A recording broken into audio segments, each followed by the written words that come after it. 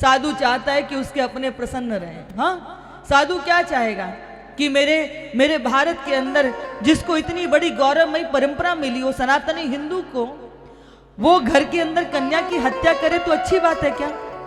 अच्छी बात है? हम गुटखा खामे, हम शराब पी में, ये अच्छी बात है क्या? अच्छी बात है? हम अपने मुख से गंदी भद्दी गालियां दें, ये शोभा देती है क्या?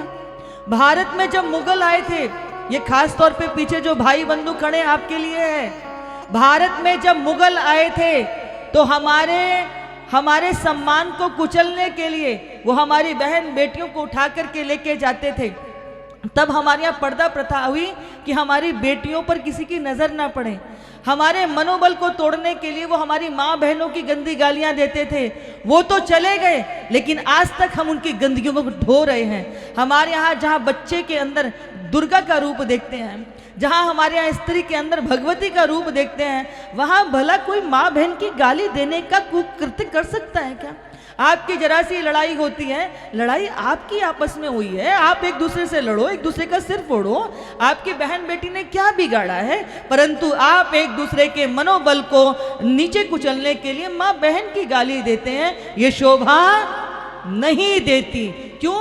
क्योंकि भारत जो है वो स्त्री प्रधान है। जहां स्त्री की प्रधानता है, जहां माता घर को संचालित करती है और कन्या के अंदर हम भगवती का दर्शन करते हैं, उस देश में माँ बहन की गाली देना शोभा नहीं देती।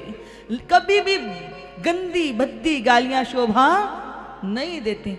तो आप मुझे वचन देते हो पीछे वालों? क्यों? पीछे जो खड़े हैं मेरे भाई बंधु, आप वचन दोगे कि आप अपनी जिह्वा से कभी अपनी माँ को, बहन को, बेटियों को, क्योंकि माँ तो माँ है, दूसरे की भी माँ मेरी माँ है। ऐसा थोड़ी जिसने मुझे जन्म दे दिया वो तो मेरी जननी है, पर प्रत्येक की माँ मेरी ही माँ है, प्रत्येक की बेटी मेरी ही बेटी है। बल्कि भारत में तो हमने वो भी दर्शन किया है कि जब गांव के अंदर किसी का विवाह होता था, पिता से किसी की लड़ाई हो भी जाती थी, पर गांव में जब बारात आती थी तो जो जिससे लड़ाई होती थी वो भी सेवा में लग जाते थे, क्योंकि बेटी तो मेरे गांव की है। ये भारत रहा, लेकिन आज हम कहाँ पहुंच गए? ये गंदी छोटी मोटी राजनीतियों के कारण भाई भाई का भी दुश्मन हो गया। ये भारत नहीं हो सकता।